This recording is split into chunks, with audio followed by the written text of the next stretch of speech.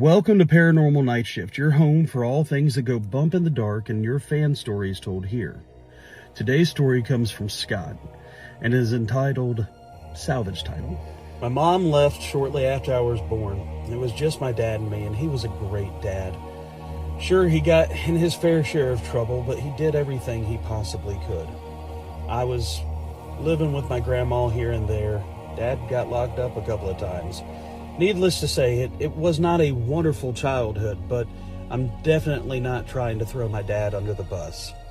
But when I was 16 years old, it was time for me to have a car.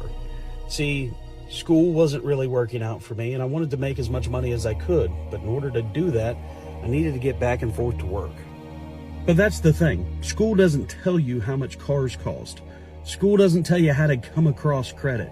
School doesn't tell you that you need money to make money.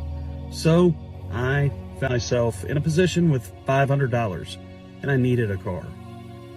After getting laughed out of a couple dealerships, I went to a local junkyard with $500. This is what I got. I just need to be able to get back and forth to work, man. Tell you what, there's nothing I can do for you, but there's a police auction that they have. Maybe you can have some luck there.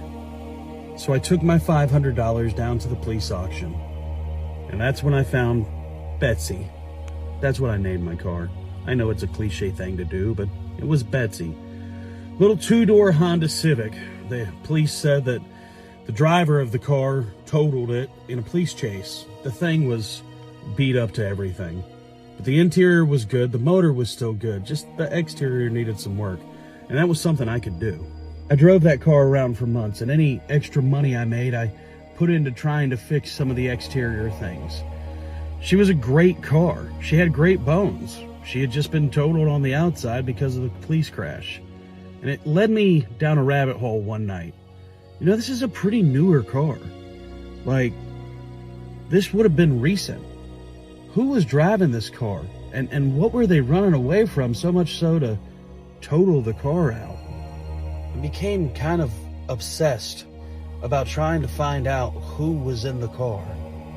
And that's when weird things started happening while I was in the car. I did not smoke myself, but I started to smell a very strong smell of cigarette smoke in the car. No matter what I did, I couldn't get the smell out. The radio. I'd never had a problem with the radio, but now all of a sudden it would turn on, it would stay on, it would drain the battery. You guys know that your seat's the thing in the car that you just mess with, right? It's yours. You don't adjust it. But I'd get out of the car, go to work, and come back in, and the seat was all the way back. It was like things weren't working the way they were supposed to be working. But what could I do? It was a salvage title. I finally got information about the crash. The guy had robbed a bank and unalived a couple people. Cops chased him down, and he totaled the car, and actually didn't make it out of the car crash. The more work I put on to making the car look like it used to look, the more I noticed paranormal and weird stuff happening to the car. I was at a point to where all I needed to do was replace the hood. That was it. That was the last thing that needed to happen. Like putting together a jigsaw puzzle. I bought the hood and I put the hood on. That's when I started to see him. Driving back and forth to work, I'd look in my rearview mirror and there he was, sitting in the back of the car. I don't know if it was some sort of residual energy, if it was some sort of haunted car. It wasn't like a Christine thing where the car was doing weird things. It was like his energy was stuck in the car. And the more I completed the car, the more his energy became stronger. One morning, I was driving the car to work and the cigarette smell just was overwhelming. I could see him in and out of the corner of my eye sitting in the back of the car. Again, I didn't smoke. I got to work and I pulled over and there it was. A half-lit cigarette smoldering in the back seat. That was enough for me to get rid of the car the next day. I took it to the salvage yard and said, look, I got to get my money back. They wouldn't give me my money back at all. So I bartered. My car looked great now and it was a salvage title. It was worth a lot more than the $500 I had. I hate to say what happened to the car because I don't know.